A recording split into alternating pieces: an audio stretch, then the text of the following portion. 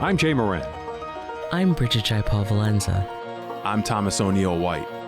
We need to get together and let our voices be heard. This is What's Next, a dedicated hour to have important conversations about the issues facing the marginalized and underrepresented communities of Western New York and Southern Ontario. If we're going to have some real healing, we've got to have space to tell some uncomfortable truth. What's Next continues our mission to discuss race, Equity, and the common concerns of Buffalo's East Side and beyond. The suburban area, everywhere. We must work and teach our children.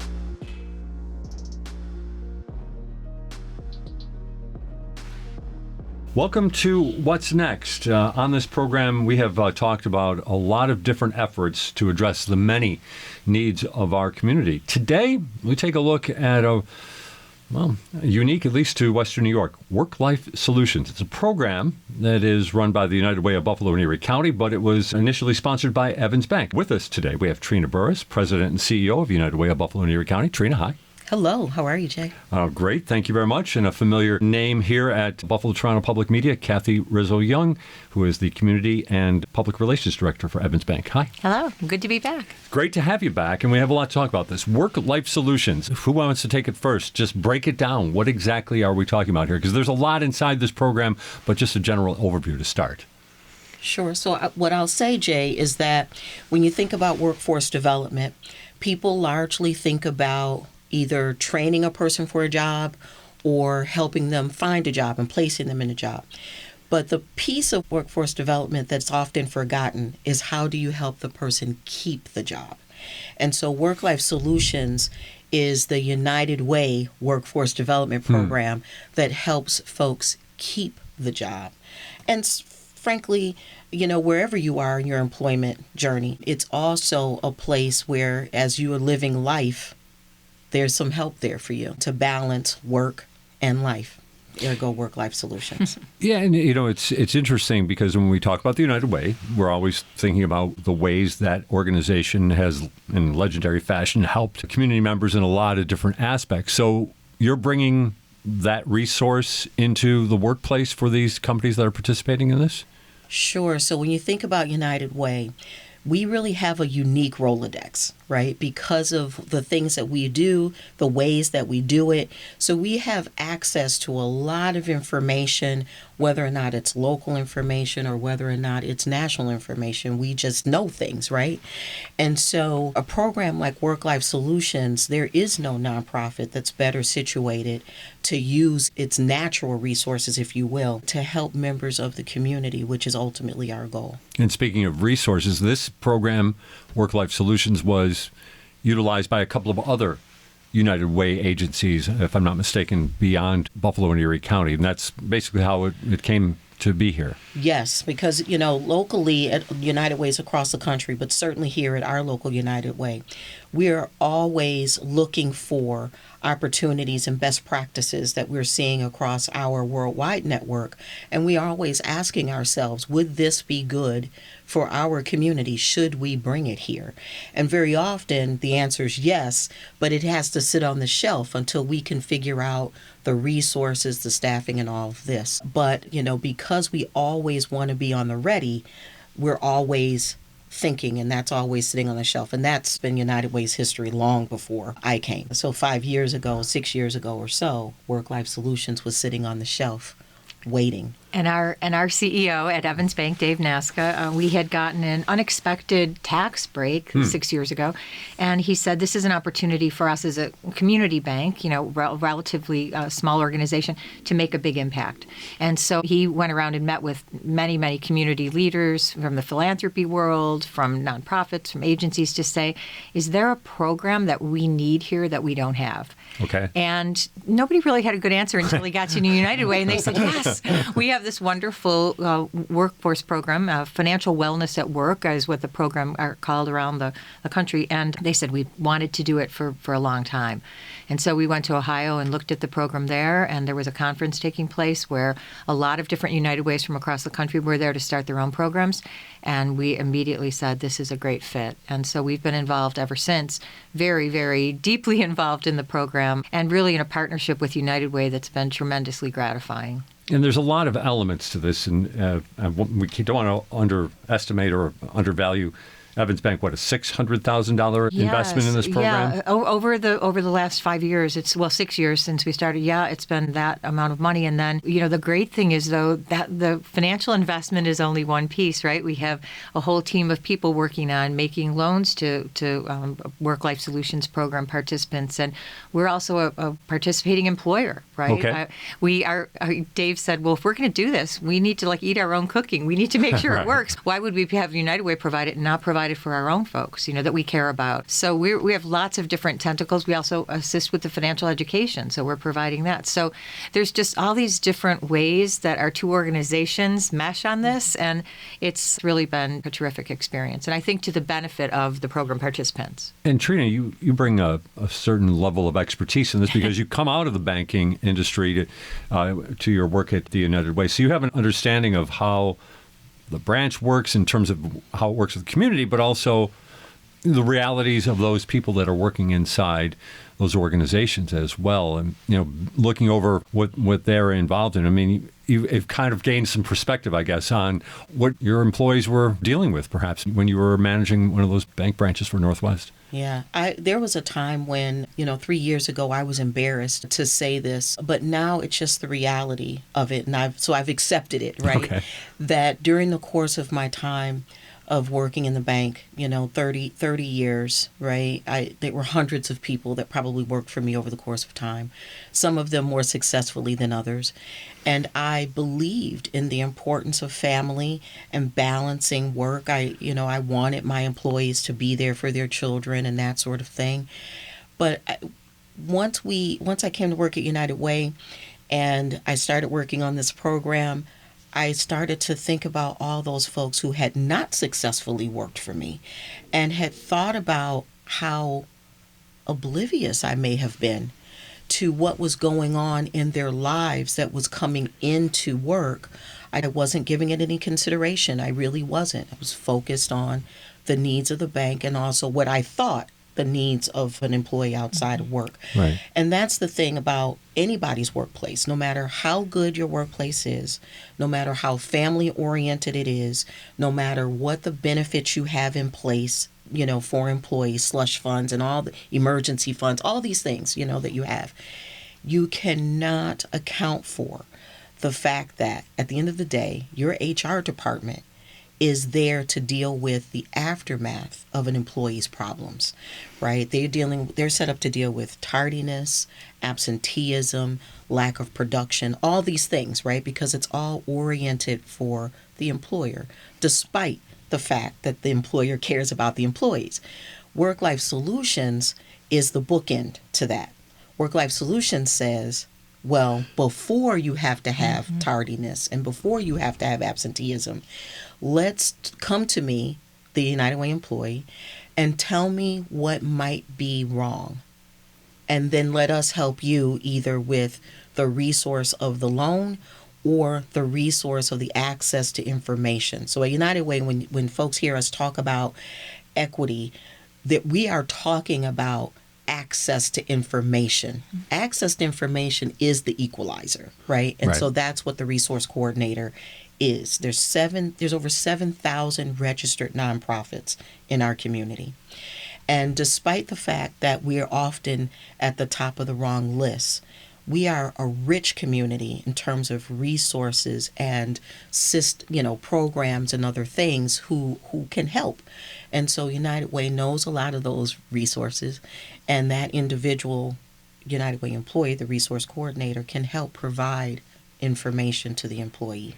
And before, So the way, oh, God, sorry. I was just Go going to ahead. say, the way the program is set up with this resource coordinator Right. who's assigned to the employer, and that's the resource, that person becomes like a de facto member of their team, All right. Everybody knows them in the company. You might have their phone number in your phone. You might be able to text them, whatever it is. But How they're- often would they be at a company? One of Weekly, these? weekly, Weekly? Bi- Okay. it Okay. depends, and the But nice they're thing, always available by they're phone. always Okay. available. All So yeah, and the great thing about it is you now have an answer to the question to say, if you're having trouble at work, go to HR. But if you're having trouble outside of work that's impeding your ability to persist in the workplace, to do your job, to focus, and maybe it's not about you, maybe it's about somebody in your family, Right. you can go see the Work-Life Solutions Resource Coordinator, and they are going to help you. And that's a huge safety net, in the workplace. And what I was going to ask, and you got into a little more of the specifics of the program, but when we talk about some of the issues that employers are having keeping employees, it seems like the general thought is, well, they're not paying enough, there's not job satisfaction. But what it seems to me that this program is addressing and highlighting is the fact that there's a lot of other things that go on where people they're dealing with an existential questions, for lack of a better term, in their lives. Whether it's let's talk about what are some of those issues that we're seeing with some of these employees that are finding their way into Work-Life Solutions. Yeah, the list is unfortunately long, Jay, but it's diverse. I mean, it goes from there was an individual whose spouse was a diabetic, and they had all these used needles and needed to know how to, where to discard them, right? Sure. So it's all the way from that to gambling issues to housing instability, help with eviction court, utilities, car repairs, mental health. Addicted family members, Yeah, putting there's- parents in nursing homes who need more help, Ooh, yeah. trying to find resources for a family member who's ill. And as Trina said, the list is so long, and that is democratic. It appeals to everybody. It doesn't Right. matter if you're the CEO of that company or if you're an entry-level person. It's everybody has these issues, and everybody, you said people leave jobs they love every day because of these things. Right. That was the wake-up call for all of us. That's It an was interesting way of putting it, right? They leave jobs every Right. day that they because love. what we've been hearing about is people leaving jobs because they hate it. Correct. Right. Correct. Right. That's right. And Right. they love their job, and they want to continue. They need the income. They want to continue going to work, but these other things just overwhelm them. That's really interesting to hear how that goes. And we somewhat anecdotally touched upon this beforehand, but you did mention gambling, Trina. Mm-hmm. That's something starting to showing up as more of a prevalent issue in some of these workplaces? Well, I can tell you, I mean, I haven't managed a branch in probably 10 years or so, and we were already seeing it then, 10, 15 years ago, Right.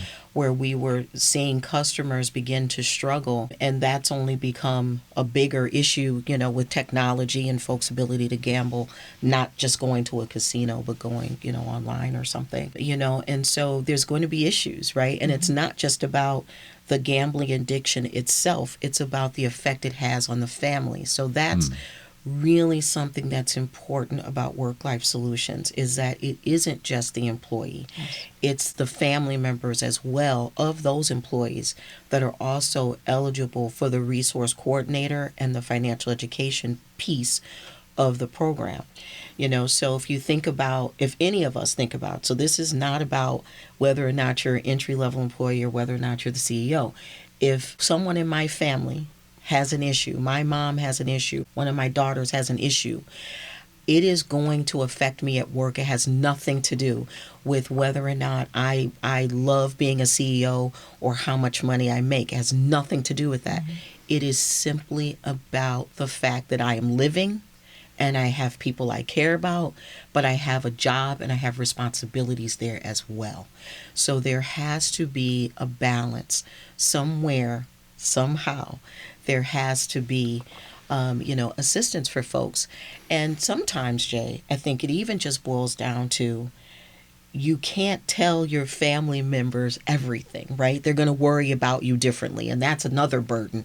So having a professional that is showing empathy, but also has solutions or suggestions, that's powerful. It helps you to know that it's not as bad as it actually may seem, or Right. maybe it is. But there's a solution.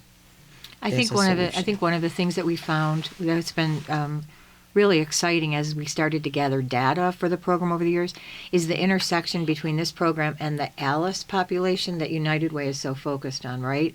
So that even though the program helps everybody across the spectrum, you think about people in that category, and I'll let Trina talk about ALICE, but I think you think about people that have maybe no family support here. Maybe we have the kind of new Americans population. We have, Buffalo is kind of such a wonderful melting pot.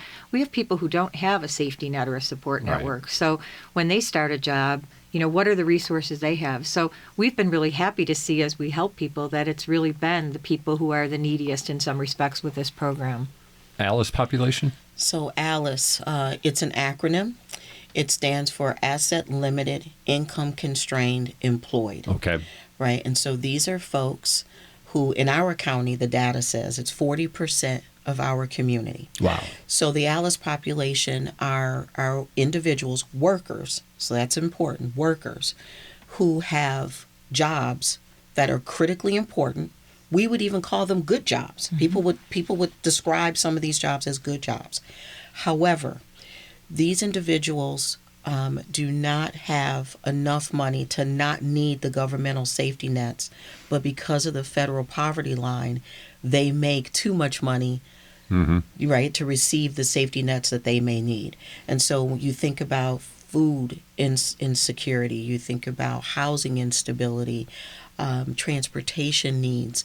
There are all kinds of safety nets out there, but these folks are making too much money to receive them. And so a program like Work-Life Solutions, despite the fact anybody could use it, it's most helpful to that population because they may not believe that they have any access to a system All right. where they could And that's what you're receive some finding? help. Your resource counselors are finding that? Yes. Oh, absolutely, 1,000%. There's a employee at United Way who once told me if it weren't for Work-Life Solutions, they would have to take a family leave. And I said, for what? Because they need to take care of an ailing parent. Right. Think about that. Right. A person at United Way, right? This person has, you would easily say, couldn't be understated, how much access to information a United Way employee has. And yet, because we are also a Work-Life Solutions employer, right? We provide it as a benefit. It's Work-Life Solutions that helped that person to know that there was assistance out there, despite how much, how many resources or whatever assets, she or her parents had. Go ahead, So then Kathleen. I was going to say, so the interesting, so that we have the resource coordinator, we have the financial education, and then the third component of the program is a $1,000 loan. Right. And what's interesting about that loan is that people can get access to it within 48 hours. Sometimes 24. Our team is really, really good. $1,000 loan within $1,000 loan. 24 to and so 48 they have hours. to be at the company or their employer for a year. But Okay. after that, no questions asked. Nobody says, what do you need it for? We want to know that for our own research and for our data, but there's not a checklist or you're not getting approved for something. You come in and you have that money. And that $1,000 loan we've made over 725 of those loans in the last 5 years to people working for these companies and nonprofits. And the great thing about this is that it not only helps them in the immediate need, because we knew that, right? We knew somebody said, it can be anything from, uncovered medical expenses or the eviction, or I have to make a mortgage payment, I'm short, or something like that, whatever it is. And car is a big one. Car repairs are always huge. But what we found over time was, when you've taken out a Work-Life Solutions loan and after it's paid back, Jay, through payroll deduction by your employer. Okay. So the great thing about that when you think about it is we know we're going to be paid back, right? So there's no collateral. So that gives the employee who borrows that money every month that's being paid back $100 a month. And every month on their credit report, they're getting an on-time credit payment, right? That's helping their credit score. In some cases, it's helping them establish credit because some of these folks don't have any credit. So that's a huge piece too, but they're getting credit, they're getting improved credit. So over time, they see the impact of their credit score going up and up and up. And that was an eye-opener to us when we did the research to say we had people who had taken out successive Work-Life Solutions loan whose credit scores had increased 150 points.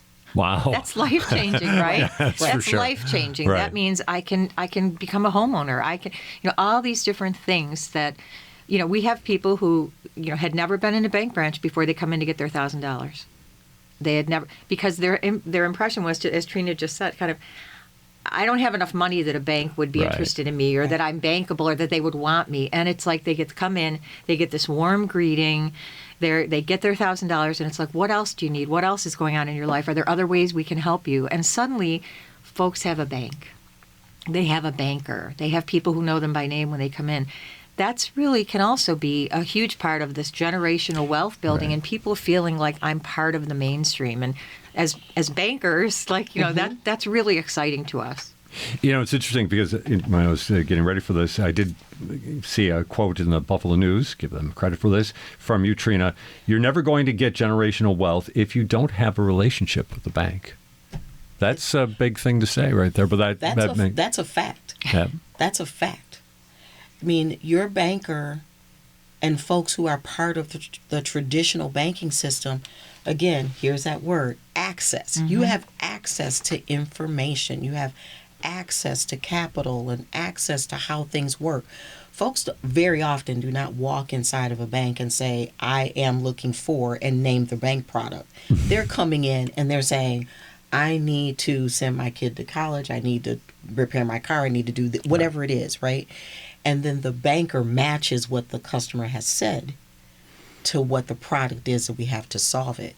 But again, you have to feel like coming into the branch is for you. If you've never been inside the branch, or you've never been inside of the traditional banking system, and some neighborhoods don't have bank branches.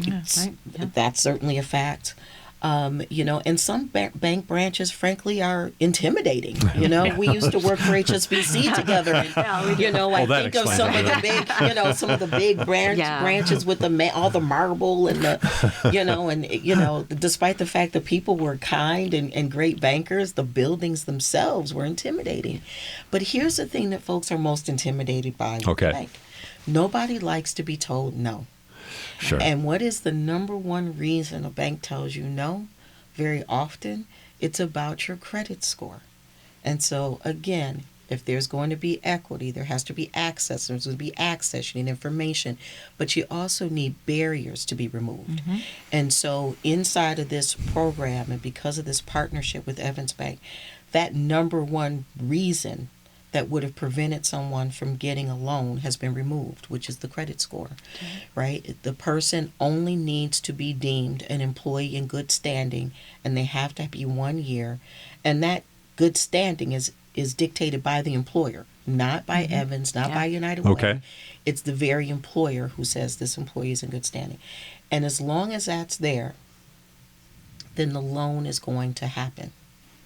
So now, once you're inside, now all of that magic of having a banker and having a bank relationship now can start to happen. That's what's important to me. I always have access to the loan data, and when I hear 725 loans, I think, okay, that's great, but it's 725 times. Correct. People interact with another professional at the bank, and they are starting to build relationships. Generational wealth, you see, is a two-sided coin. On the one side, it's about money, right? So Alice and Asset Limited is about transportation and housing. So on the one side, you've got that, right? The money, the 401k, all the things you think about. But that other side of the coin of generational wealth for us at United Way is about, can we disrupt family pathologies? Can we prevent, so thinking about gambling, right? Can we prevent this gambling problem from ruining this family? That too is generational wealth.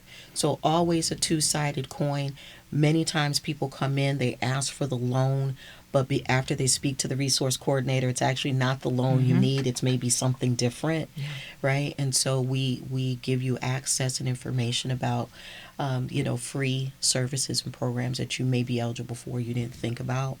If you think about the things that you're seeing on the news since COVID, a lot of folks are first time at food banks and other, safety net sort of places, right?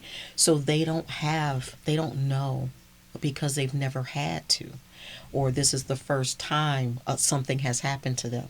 So it is truly, Work-Life Solutions is a different kind of safety net, but a safety net nonetheless. And every one of these loans comes with a free savings account. That is, again, another transformative piece of the pie, because you now have this savings account. Money's going in every paycheck, and you're thinking to yourself, hey, I didn't miss that $10 or that $20. I can keep that going in.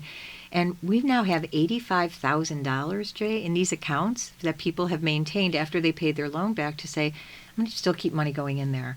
And that's a huge pile of funds. And if you think about the difference in everything from, natural disasters to people's ability to kind of, deal with everything from family disasters and family issues, sometimes it's a small amount of money that makes a difference between being able to get out of that crisis, right?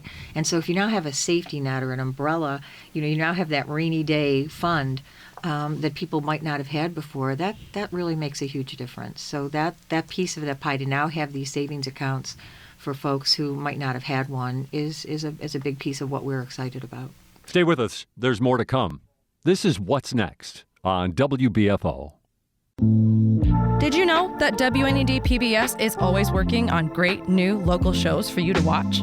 Documentaries like Kleinhand's Gift to Buffalo, which tells the story of Buffalo's music hall. The hall is very intimate, and that intimacy makes everyone who comes in here feel a part of our family. Fun and educational series like Compact Science. Believe it or not, peppers are technically fruits. And Shakespeare's greatest hits, featuring some of his best-known soliloquies and monologues. We are such stuff as dreams are made of. You can watch them all on our website at wned.org/local shows. While you're there, check out the show pages and mini websites for additional content such as bonus features, photo galleries, and lesson plans. Find it all at wned.org/local shows. Join WBFO every Saturday at 6 p.m. for an insightful and enlightening series of audio documentaries from our region that tackle topics such as the environment, health, the world of entertainment, and more. Listen to the WBFO Docu-Hour every Saturday at 6 p.m. right here on WBFO, your NPR station. Hi, I'm Christina. I love exploring the world around me, and I have behind-the-scenes VIP tickets to some of the most exciting places and people in Western New York. And you can come along with me from wherever you are. Let's go! A new series you can watch on WNED PBS, the Buffalo Toronto Public Media YouTube channel, and on PBS Learning Media nationwide. So let's go, let's go, let's go, let's go, let's go. You're listening to What's Next, our place to discuss the important issues of our communities of Western New York and Southern Ontario. We want to hear from you. Click on the Talk to Us option in the WBFO app, and we will work to get your questions or comments on the air. Do you have a story or concern that we should be addressing? Email us using whatsnext@wbfo.org. Together we'll have the conversations that are needed. This is WBFO, your NPR station. We're talking today on What's Next with Kathleen Rizzo Young from Evans Bank, and also Trina Burruss, the president and CEO of United Way of Buffalo and Erie County. We're talking about their Work-Life Solutions program. I'm interested to find out a little bit more about the resource counselors and how much can they advocate inside the employer for the employees? I mean, we talked about how they can connect to a lot of different opportunities or resources in the community, but do they have an ability to advocate on behalf of the employee who's bringing their issues to them but not going to human resources? So there's a fine line, and sure. Each employer it's a little different depending on what the partnership is with the employer. So a critical part of the relationship with the resource coordinator is there is confidentiality first and foremost. All right. So the resource coordinator never goes to the HR department and says, just so you know, Okay. It's not that. Gotcha. The way the advocacy happens is that quarterly, the resource coordinator and the program manager at United Way, they sit down with the CEO and the head of HR, and they talk about data. All right. And so they might say to the employer, we've served X number of your employees over the course of this quarter, and here are some of the issues that they are dealing with. And again, it's not about specificity of the issues. We try to make them in big buckets, right? So we'll say housing instability. We won't say one of your employees is homeless, Okay. right? So we're trying to advocate, to use your word, we're trying to draw a picture for the employer to let them know, listen, your employees have a lot going on, right? And so, but on the other hand, at some employers, the employers are so embedded in Work-Life Solutions that if they have an employee that's in HR for the typical reasons employee would be interacting with HR, the HR department will say, you need to go and talk to one of the resource coordinators if it is that there are issues going on outside. Right. So we don't just want, because employers pay for this service, right? We don't just want employers who are just writing the check and expecting that the program sits on the shelf. It's not a sit on the shelf kind of program, right? It's the hands-on. It's the sports car, right? Like you want it to perform. So those employers who are very highly engaged beyond just having written the check, that is where the advocacy takes place. I do. It's interesting. I have a story about that, which was an employer who signed up for the program the first year. And the reason that he signed up for it was, he said, I think of my employees as my kids, as my extended family, and I don't like my kids to rent. I want my kids to be homeowners and build their assets. And so he said, I want to get my employees to be homeowners. So I think this program will help them do that. And so he was very upfront with us. We said, well, we offer a homeownership training as part of some of our financial education classes. But when we asked the employees what they want, their needs were so basic. And when we gave him the first assessment of the people that we had seen at his company and the kinds of issues they were dealing with, to Trina's point, just as raw, just saying, here's the number. Okay. He got all teared up. He said, I brought you in here thinking my people needed housing. And he said, and these are the issues they're dealing with every day when they come in with a smile on their face.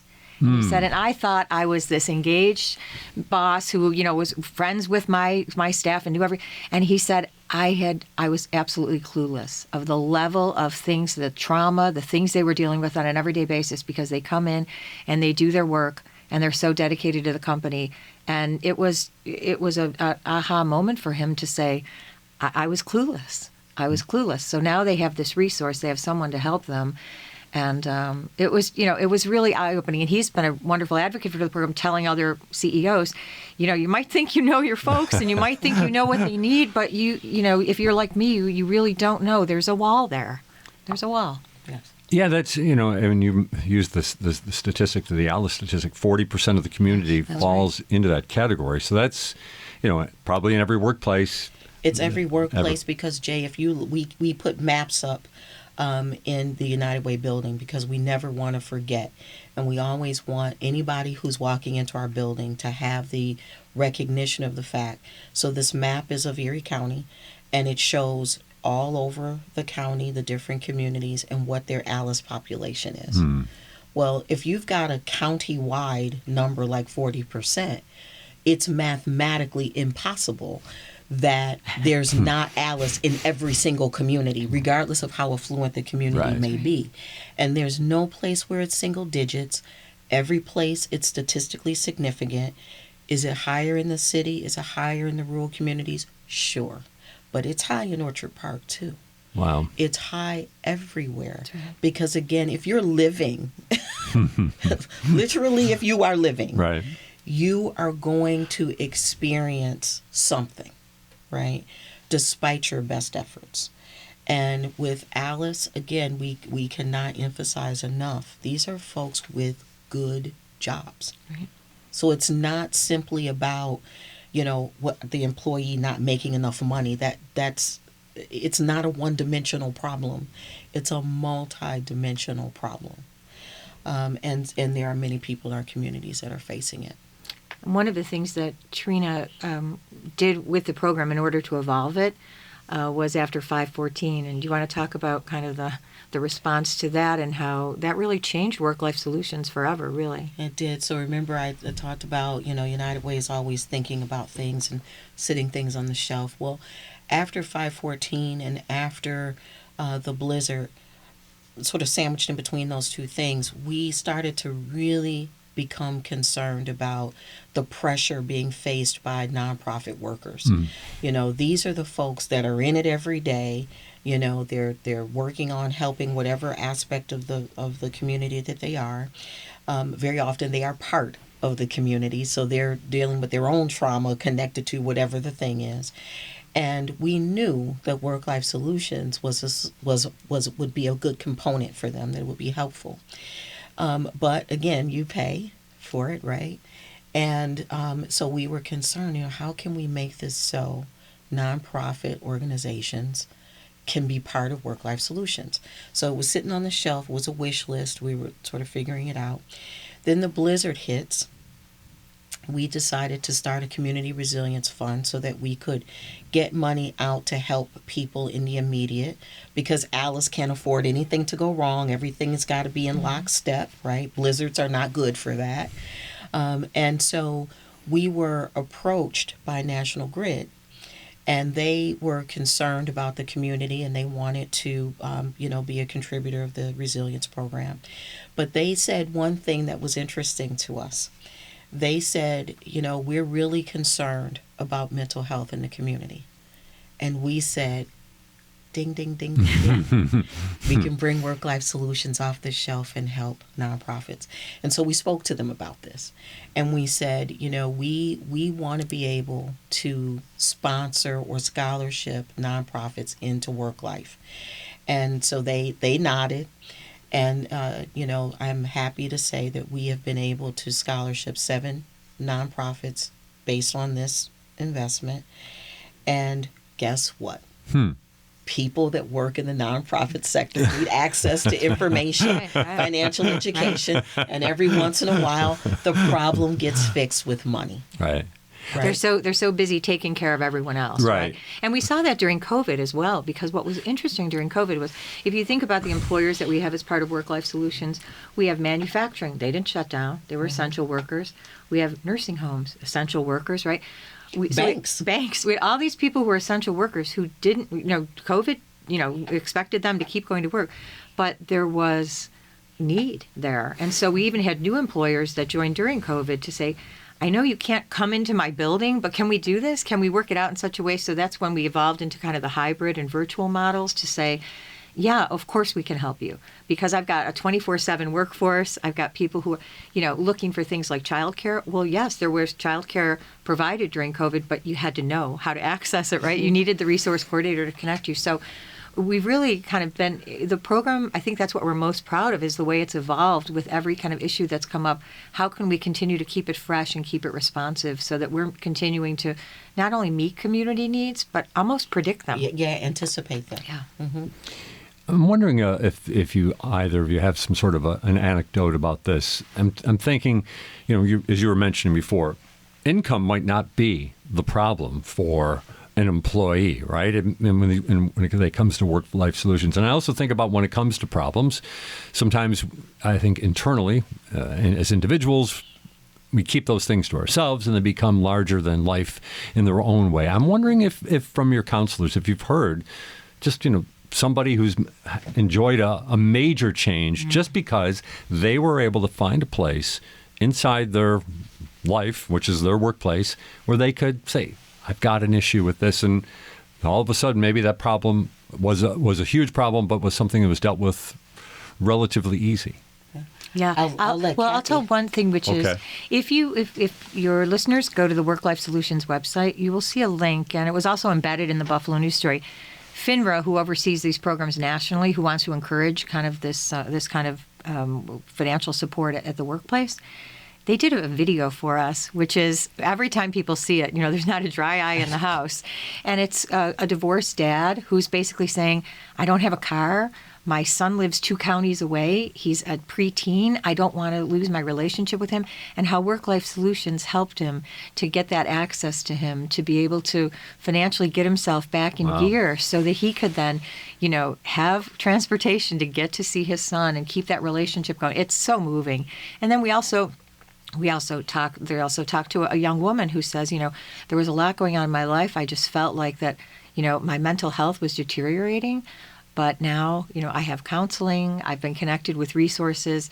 She's like, I think humming and singing through the whole video. She's like the happiest person in her workplace. And she's like, this totally changed my whole persona. So I think one of the things is we've had situations with evictions.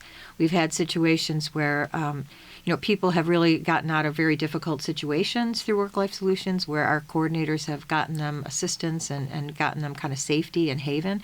I think one of the things is the immediate need around, not only, as Trina said, not only it's like the $1,000, is a huge help, but also, what are the resources that are available to you in the community and how can you be helped? So we've had situations where people have come in to say, oh my gosh, thank you so much. This changed my life, where they've told their employer, thank you so much.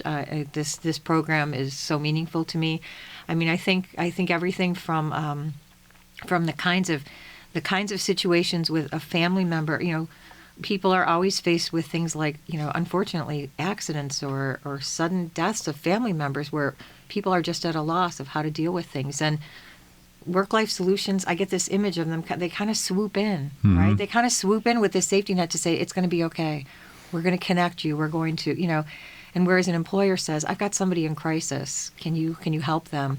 It's just, just the image of saying to somebody, we're going to help you now. We're going to keep with you. We're going to stay with you throughout.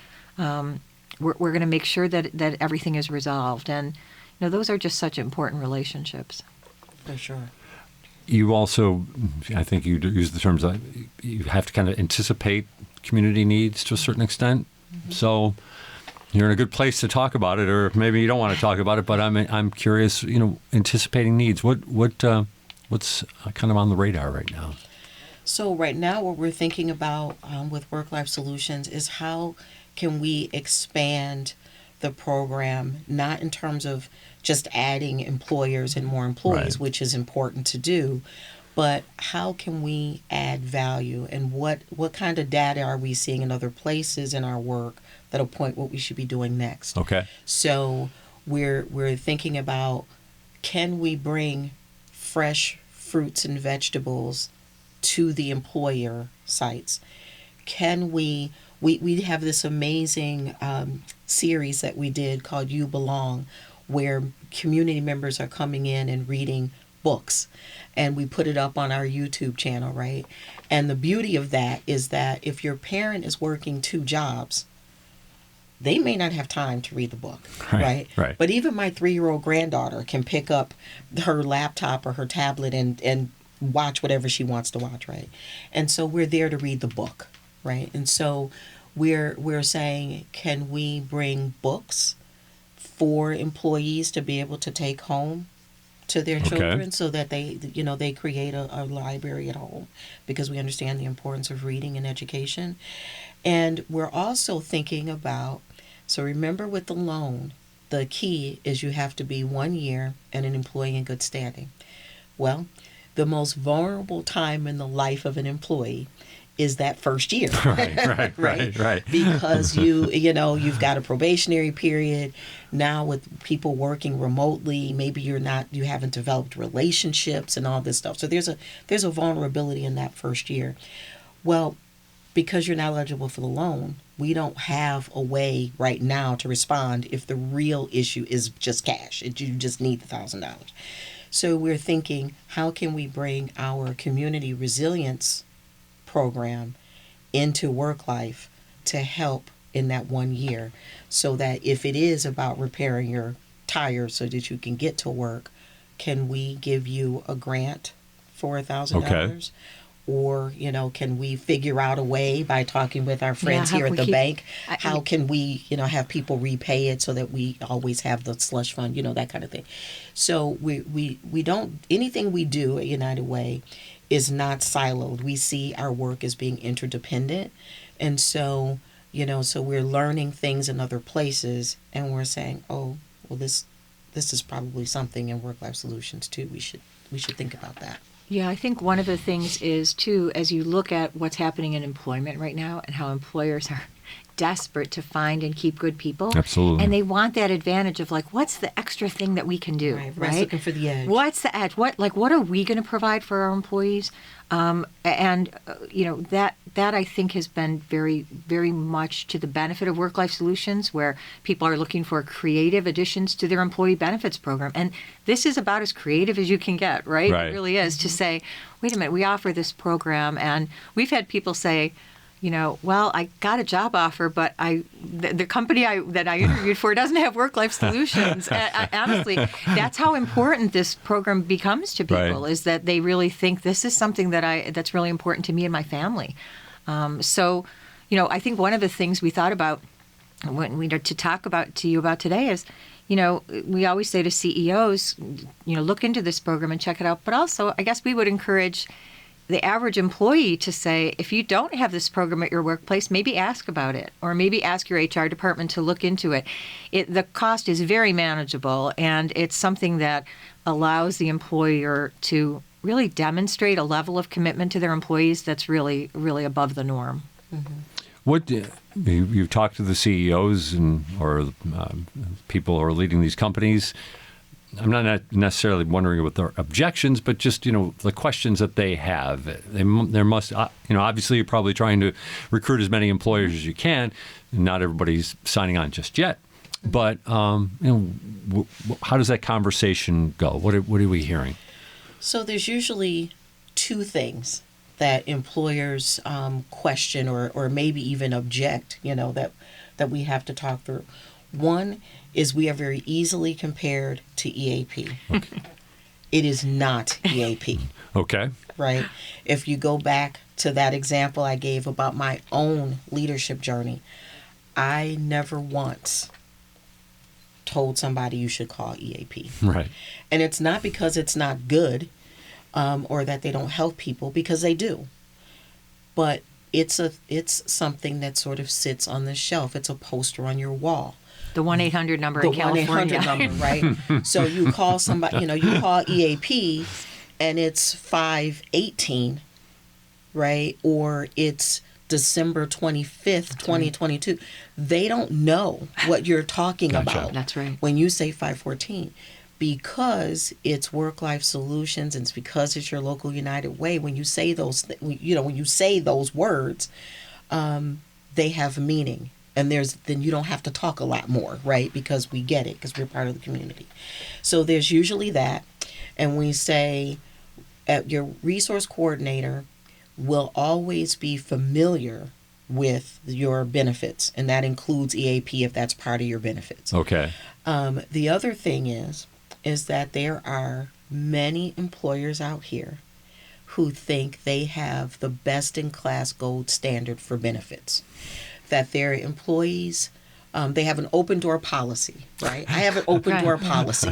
There are some employees that use that more than others. But Right. but for the vast majority of my employees, despite the fact I have an open-door policy, there's probably a significant number of employees that have never been in my office at all, Right. period, for anything. Right. Right. And so there are employers out there who will provide emergency cash assistance to their employees and, all these things, which is great. However, even if you could provide, and I have a willingness to provide emergency cash assistance, and even if your employee feels comfortable coming to say, I'm getting ready to be evicted, even if all those things are true, what the employer doesn't have the ability to do is help with financial wellness or financial stability. They don't have that ability despite their best efforts. You can give somebody the emergency cash that will help right then in that moment, but that does not give you a 150-point increase in your credit score. That's right. That's that right. now you can walk into a bank and say, I want to be a first-time home buyer, or I want to whatever it doesn't is get you them wanna any do. further along. Doesn't move them along. Right. And I think the only other thing that we found when we do presentations, because we do these a lot for prospective employers, the one reason I would say why someone doesn't join the program is because they have locations outside of Western New York and they want to make sure they're treating everybody the same.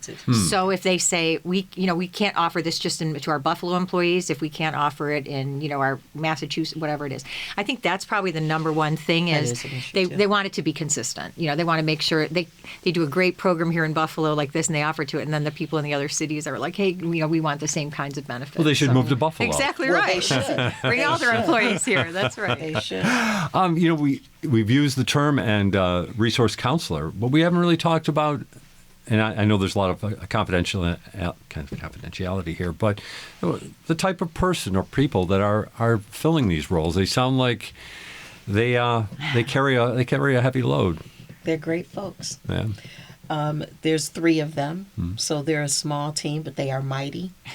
They have interesting backgrounds. One person has sort of a social work nonprofit background. Another person has a nonprofit background.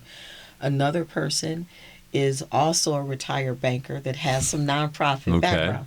So they have very interesting collective life experiences. There are 2 men and 1 woman. And so, because they're able to work as a team and they sit right there together, if there were someone, despite the fact one resource coordinator may be assigned to one very specific employer, if it is that there's a client that would feel more comfortable speaking to a woman or somebody be more comfortable speaking to a man, the diversity in the team is there, so we can respond, any way we need to. And so, we're just proud of the program. We're just proud of the program. We're proud of the work. It really helps us to understand the role, our role as United Way. And it's a role that a lot of people in the community don't know about us. Yeah. Right? They don't think of us. When you think as about United providing Way in the direct workplace, service. you don't think about this, No. right? That's not what you think about. No, it's running away from that little card that they leave in your envelope in your mailbox. That's right. And this is a game changer. The companies and the employers that have this program think very differently about the United Way. The United Way is helping me in my life every day. Like, it's just a different paradigm.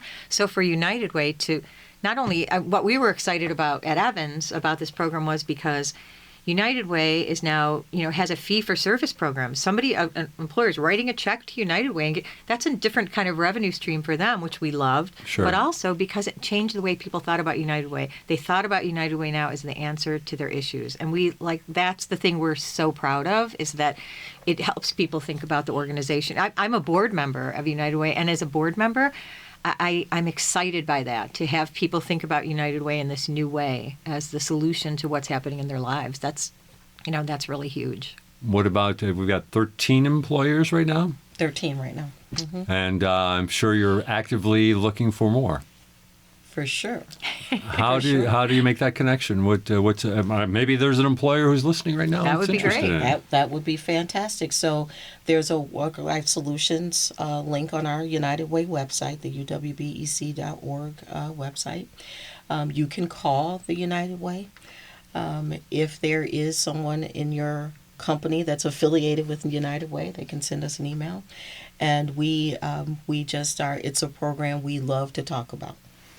I can say from the standpoint of Evans, we've been around over 100 years, and our CEO and our company, we're so proud of our involvement with this program.